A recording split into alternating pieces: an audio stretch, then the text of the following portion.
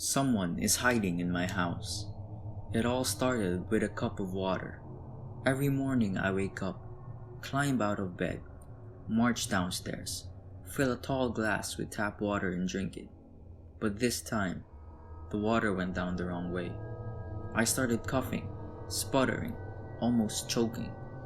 I set the glass down on the countertop, turned away and thumped my chest until the coughing stopped. But when I turned back, the cup of water was gone. I froze, motionless. Only my eyes moved. Darting back and forth around the kitchen, there was a shift in the air, a subtle drift, as though something moved through the room with incredible speed. I stepped back from the countertop and my heel bumped into something. I spun around. My heel had bumped into the glass of water. It tumbled over with a dull and clattering thud. Empty. Wary, I squat down, picked it up and studied it. Turned it over in my hand like it was some strange alien artifact. What just happened? I called my sister to tell her what happened. She laughed. There must be a reasonable explanation, she said. Perhaps Dash from The Incredibles snuck into your house and moved the cup, she joked. Coincidence? I think not. You even kind of look like that teacher, she teased. I laughed along. Maybe she was right. Maybe there was a reasonable explanation for it. Maybe I dropped the glass in my coughing fit, and it somehow landed upright. Crazier things have happened.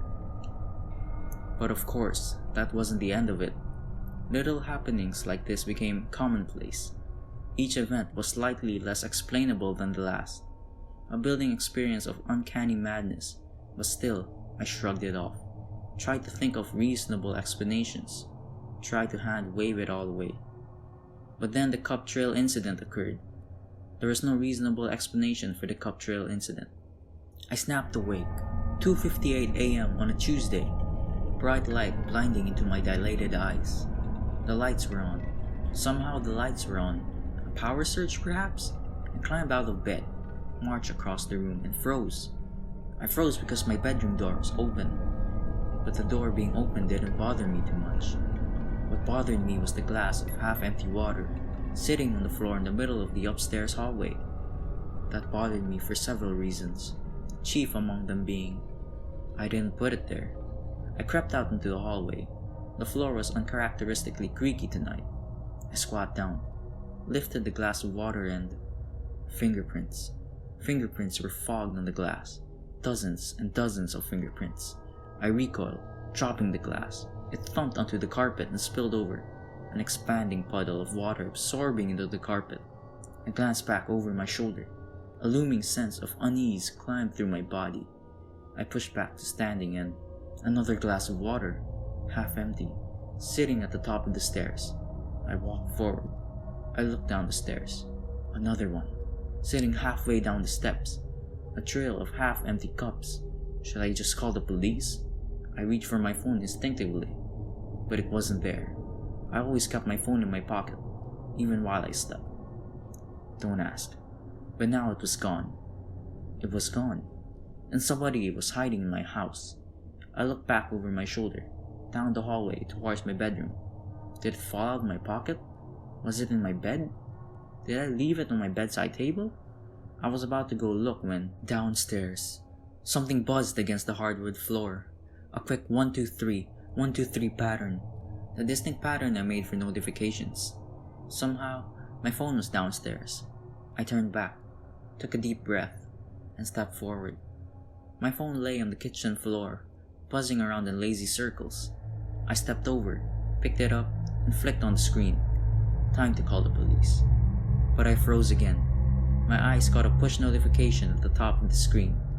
New photo saved the cloud. I raised an eyebrow, tapped into it, and my breath sucked out of my lungs like a vacuum. It was a photo of me, fast asleep, taken at 2:57 a.m.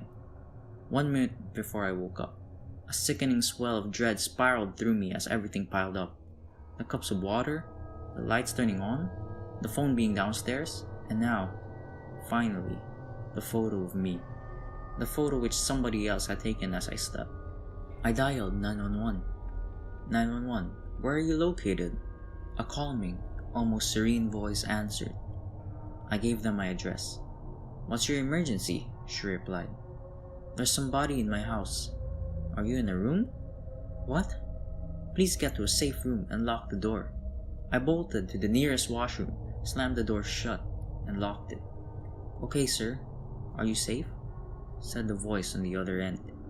A door slammed shut, somewhere upstairs. He's upstairs, I said. Help is on the way. Focus on breathing. Breathe in. I breathed in. Breathe out. I breathed out. Breathe in. Upstairs, another door swung open and slammed shut. The intruder was searching now, checking each and every room in order.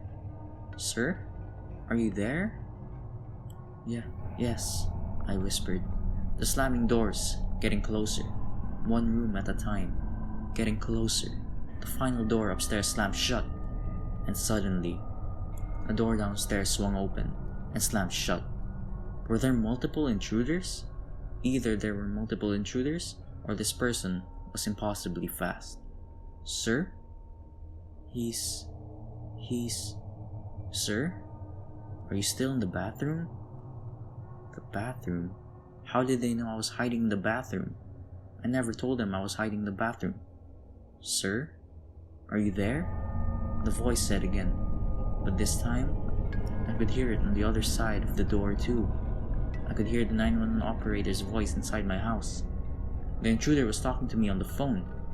The intruder was somehow pretending to be a 911 operator. They were talking to me.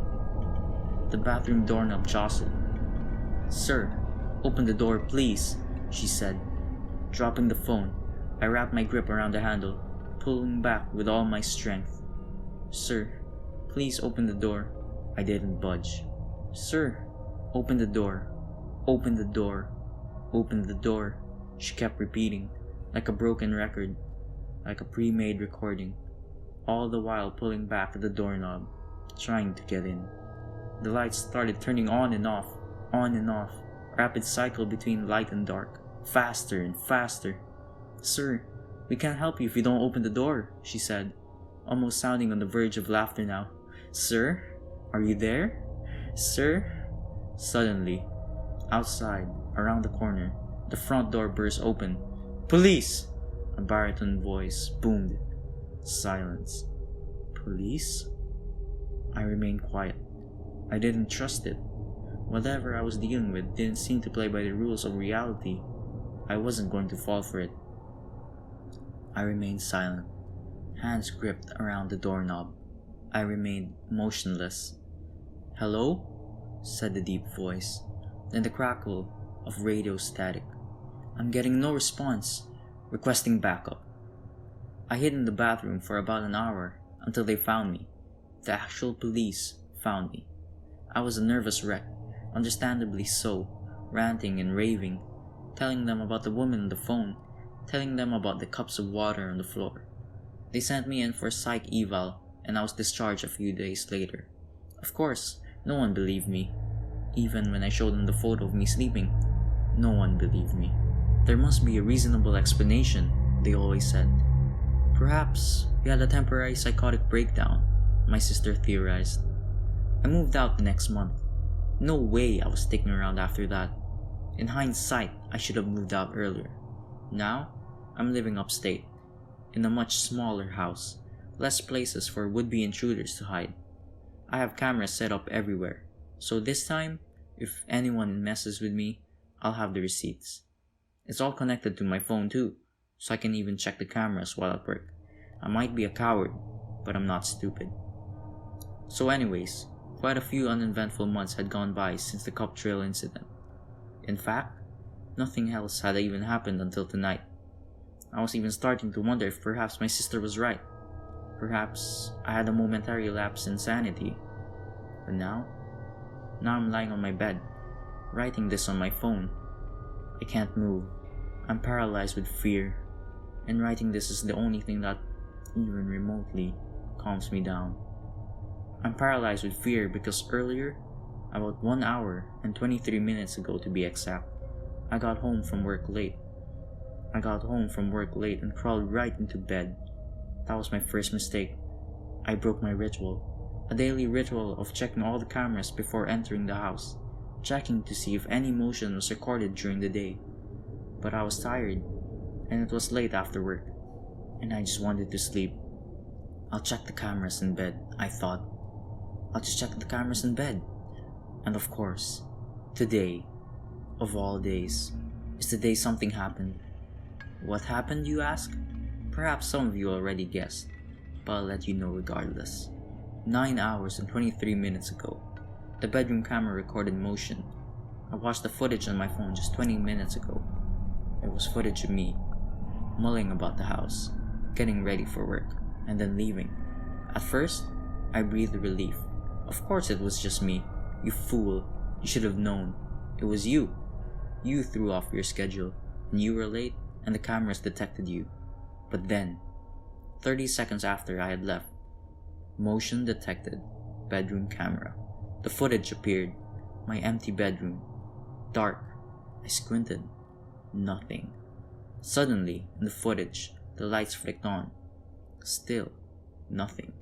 They flicked on and off, and then I saw something that filled me with a fear beyond anything I'd ever felt.